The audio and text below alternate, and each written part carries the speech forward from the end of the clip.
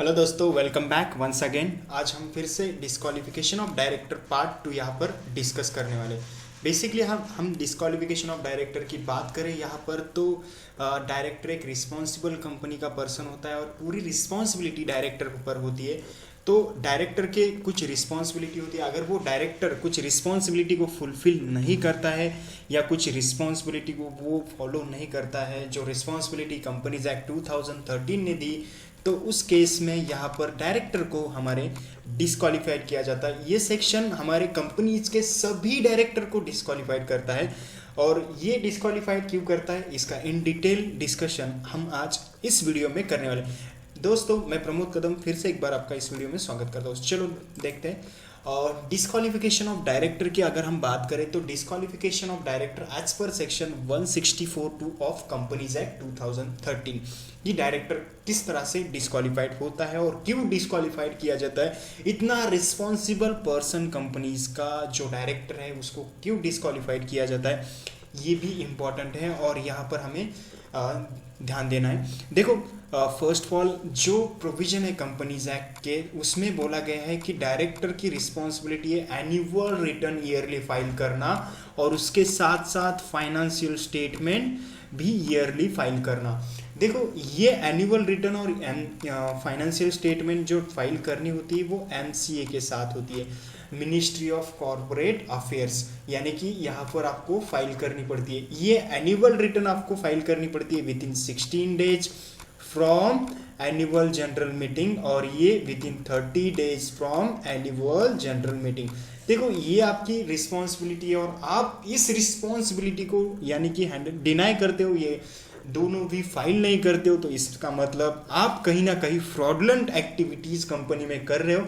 उसकी वजह से ही आप एमसीए को आपका जो भी डिटेल्स डेटा है कंपनीज का वो प्रोवाइड कर नहीं रहे हो। तो उसका मतलब आपको यहाँ पर जो भी कंपनीज एक्ट बोलता है कि ऐसे डायरेक्टर, सभी डायरेक्टर कंपनीज के जो भी वर्क कर रहे हैं उनको सबको कंपनी से निकाल दो, उनको डिस्क्वालीफाइड कर दो, उनका कंपनी में कोई भी काम नहीं है और कंपनी को भी स्ट्राइकिंग ऑफ नेम की नोटिस दे दो, क्योंकि कंपनी भी लॉ कंप्लायंस नहीं करी। अगर हम बात करें केसेस की, तो आज भी इंडिया में 2019-20 में अराउंड 70,000 प्लस डायरेक्टर डिस्क्वालीफाइड किए गए हैं। ये आप एमसीए की पोर्टल पर जाकर इन डिटेल में इसका स्टडी कर सकते हो। बहुत इंपॉर्टेंट कंसेप्ट है और यहाँ पर हमें कुछ भी नहीं है। डायरेक्टर डिस्क्वालीफाइड क्यों होता है, उसका मतलब वो कंपनी में जो भी रिस्पॉन्सिबिलिटी दी है एनुअल रिटर्न और फाइनेंशियल स्टेटमेंट की, तो वो फुलफिल नहीं कर पाए। अगर वो डिस्क्वालीफाइड हो गया डायरेक्टर, तो उसका मतलब वो 5 ईयर्स के लिए उसकी किसी भी कंपनी में या ना तो अपॉइंटमेंट होगी, ना ही रीअपॉइंटमेंट होगी, ना ही किसी कंपनी में वो डायरेक्टरशिप ले सकता है। फोटो देखकर कुछ अलग मत समझना, जस्ट अंडरस्टैंडिंग पर्पज के लिए मैंने फोटो रखा है। देखो, प्रोविजन पढ़ लेते हैं एक बार और उसके बाद में next section. As per companies act 2013 section 164 pertains to disqualification for appointment of director, यानी कि 164(2) ये डिस्क्वालिफिकेशन ऑफ डायरेक्टर के लिए डील करता है। Under subsection 164(2)(a, a person who has been a director with a company that has not file financial statement और annual return, जो भी मैंने बोला फाइनेंशियल स्टेटमेंट और एनुअल रिटर्न आपने फाइनल नहीं किए, तो उस सिचुएशन में कब, कितने समय तक नहीं किए, ये भी आपका क्वेश्चन होगा। फॉर 3 कंसेक्यूटिव फाइनेंशियल ईयर, इसका मतलब आप 3 कंसेक्यूटिव फाइनेंशियल ईयर कंटिन्यूअस आपने 3 कंसेक्यूटिव फाइनेंशियल ईयर तक आपने फाइल नहीं किए, तो उसका मतलब आप भैया घर पे जा सकते हो, आपका कंपनी में कोई भी काम नहीं है। तो उसके बाद विल फोर्स डिस्क्वालिफिकेशन, अल्टीमेटली वहां पर क्या हो जाएगा, आपको डिस्क्वालिफिकेशन लग जाएगा सेक्शन 164(2) का। ये आपने ध्यान में रखना है। The relevant extract of the this provision under the absorbed section are follows, यानी कि यहाँ पर जो भी उसके प्रोविजन है वो मैं एक बार और डिस्कशन करूंगा। अब देखिए, यहाँ पर डिस्क्वालिफिकेशन ऑफ डायरेक्टर अगर समझना है तो देखो, इन्होंने फाइनेंशियल स्टेटमेंट फाइल नहीं किया, क्राइम तो किया है भैया, आपको घर पे जाना पड़ेगा। फिर रिएक्शन देने से या एक्शन देने से काम नहीं चलेगा। फिर मत बोलना एमसीए हो गया, हमारी गलती क्या थी, हम तो अनअवेयर थे। कुछ नहीं चलेगा। यहाँ पर जो भी फाइनेंशियल स्टेटमेंट है उसका कंटेंट प्रॉपर आपको एमसीए के साथ फाइल करना पड़ेगा, तब जाकर आप एज ए डायरेक्टर अपॉइंट हो सकते हो या एज ए डायरेक्टर वर्क कर सकते हो। अदरवाइज घर पे भागो, कोई काम नहीं है कंपनी में आपका। आप जैसे लोगों के वजह से ही तो कॉर्पोरेट सेक्टर बर्बाद हो रहा है, मालिया जैसे लोग फ्रॉड करके इंडिया से बाहर जा रहे हैं, ये भी आपने समझना है। सो गाइज, उसके बाद देखो, अब सेक्शन 137 जो मैंने बोला था कि 137 ये डील करता है फाइनेंशियल स्टेटमेंट ऑफ कंपनी। ये जो फाइनेंशियल स्टेटमेंट ऑफ कंपनी होते हैं ना, ये फाइल करने होते हैं आरओसी को। ये फाइनेंशियल स्टेटमेंट कब फाइल करने होते हैं आरओसी को, ये थोड़ा सा मैं डिस्कशन करता हूँ। उसके प्रोविजन यहाँ पर मैं डिस्कस करता हूँ। Company of financial statement to be file with registrar, यानी कि जो भी फाइनेंशियल स्टेटमेंट है file with registrar company of financial statement including consolidate financial statement. ये कीवर्ड बहुत इंपॉर्टेंट थे। हम गलती क्या करते हैं, financial statement to be file with registrar within 13 days ये आंसर होता है, मगर हमें ऐसा नहीं करना है। हमें एकदम इन डिटेल में a copy of financial statement including consolidate financial statement if any along with all documents which are required to be और attach to such financial statement. आपको क्या करना पड़ता है, जो भी डॉक्यूमेंट है वो इन डिटेल में दे दो। आपका क्या जा रहा है यार, 2 रुपए का पेपर ही लगेगा, आप तो ऑनलाइन कर दिया है, जितना भी डॉक्यूमेंट फाइल करना है कर सकते हो, 1000 भी करो और उसी पढ़ती रहेंगी। उससे आपका एक तो डिस्क्वालिफिकेशन और कंपनी की रेपुटेशन तो अच्छी रहेगी ना, कोई डिस्क्वालिफिकेशन तो नहीं आएगा आप पे, ये भी आपने ध्यान में रखना है। उसके बाद statement under this act duly adopted at the annual general meeting of company shall be filed with the registrar within 30 days। जो भी आपके फाइनेंशियल स्टेटमेंट है वो विद इन 13 डेज में आपने क्या करने हैं, फाइल करने हैं। को किसके साथ, रजिस्ट्रार के साथ आपने फाइल करने हैं। File with registrar within 13 days from date of annual general meeting, ये आपने ध्यान में रखना है। आई होप ये प्रोविजन आप लाइफ टाइम तक याद रखोगे, क्योंकि आप कल जाकर रिस्पॉन्सिबल पर्सन बनने वाले हो, CMA CS CA, तो उस सिचुएशन में आपको ये छोटी छोटी बातें बहुत ज़्यादा मैटर करती है, ये ध्यान में रखना है आप। उसके बाद एनुअल रिटर्न बताया था मैंने। अब ये एनुअल रिटर्न क्या होता है, ये कैसे फाइल किया जाता है, ये भी थोड़ा सा डिस्कस कर लेता हूँ। सेक्शन 192(4) बोलता है सब सेक्शन की filing of annual return with ROC in form MGT 7। जो भी है आपका एनुअल रिटर्न आपको MGT 7 में फाइल करना होगा, और वो एनुअल रिटर्न कब फाइल करना है देखते हैं।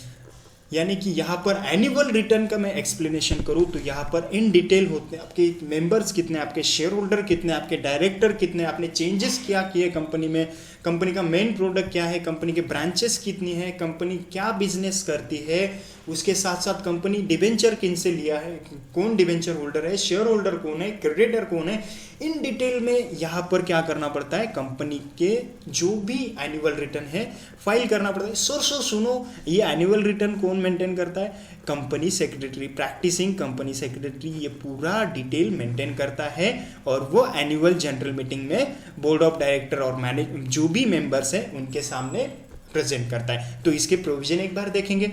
The return has to be filed with the register of company within 60 days from the date of annual general meeting।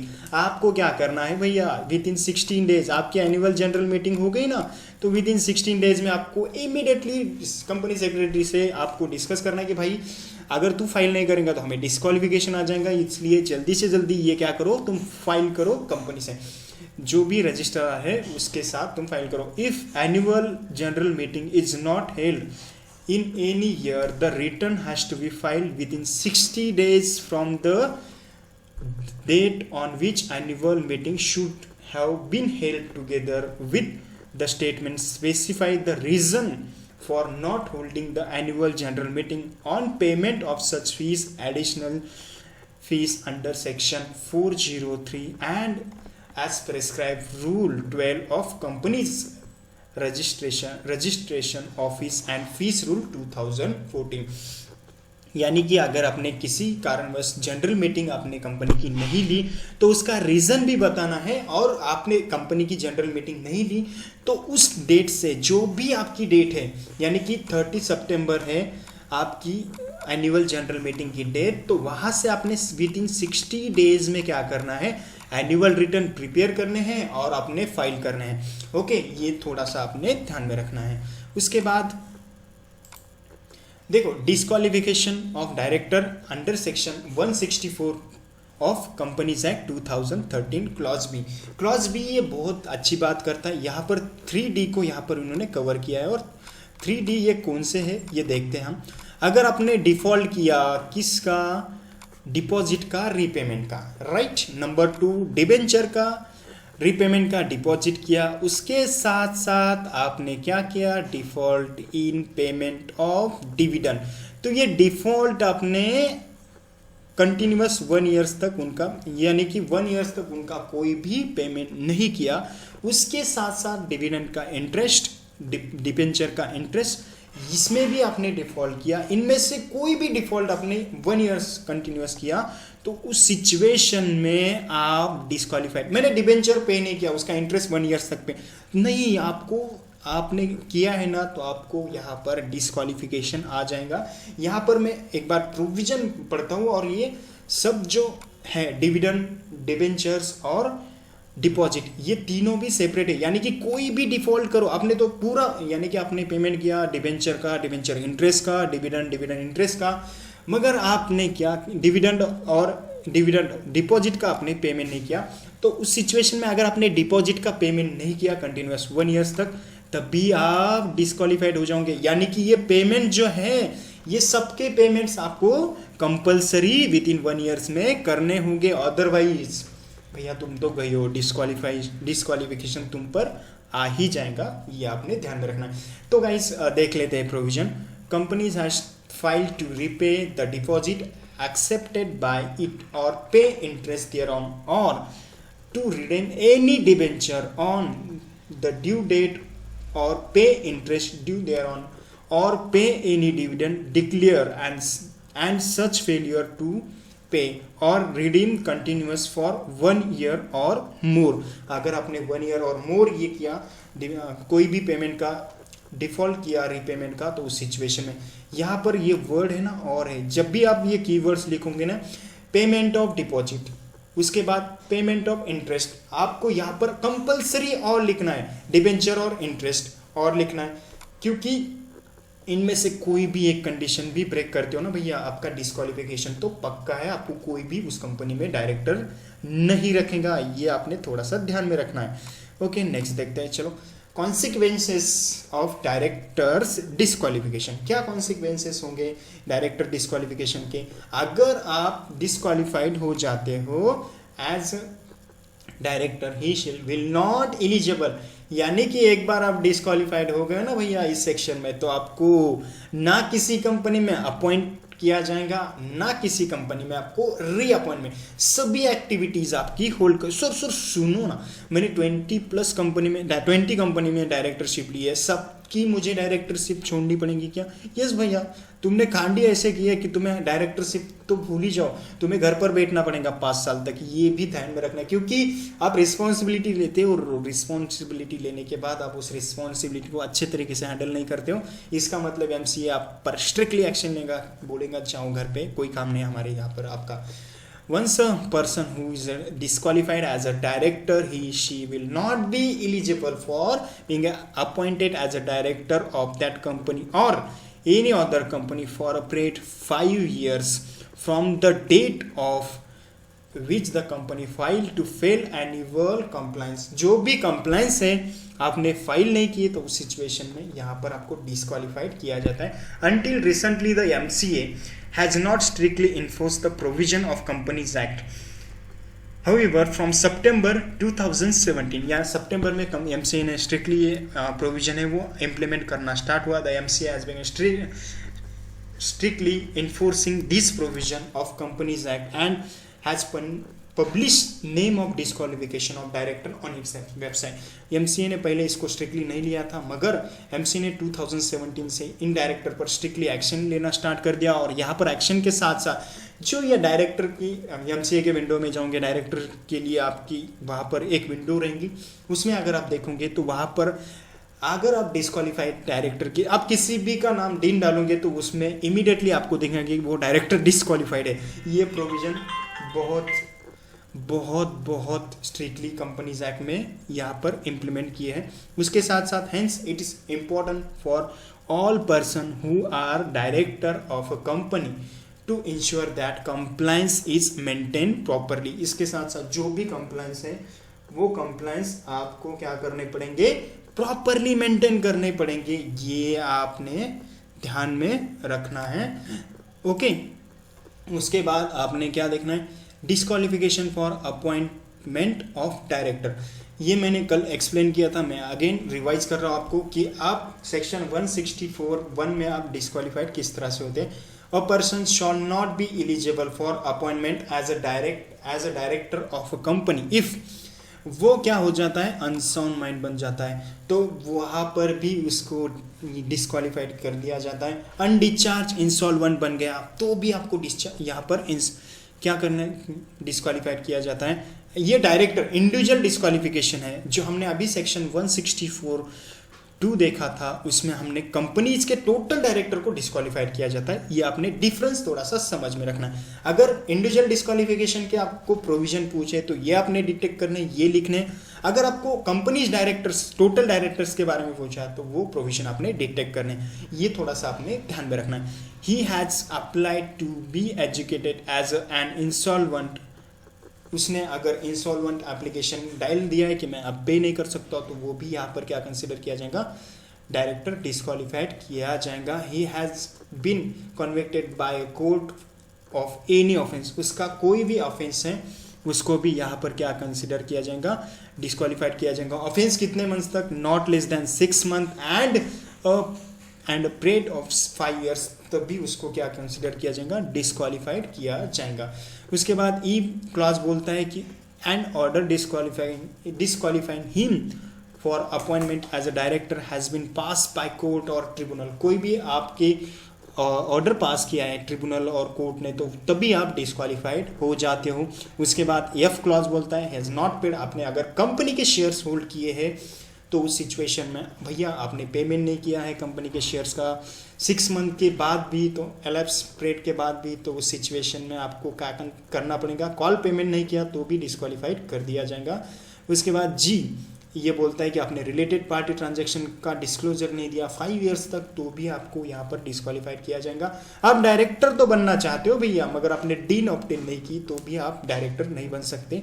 ये चीज़ें आपने ध्यान में रखनी है। गाइज दोनों भी वीडियो अवेलेबल है, दोनों भी वीडियो आप देख सकते हो। मैंने इसका जो 164(1) है इसका डिस्क्रिप्शन बॉक्स में लिंक भी दिया है, वो ये वीडियो पहले देखो, उसके बाद आप सेकंड पार्ट्स इसका देखो, तभी आपको अच्छे से समझ में आएगा। Guys thank you for clicking and thank you so much.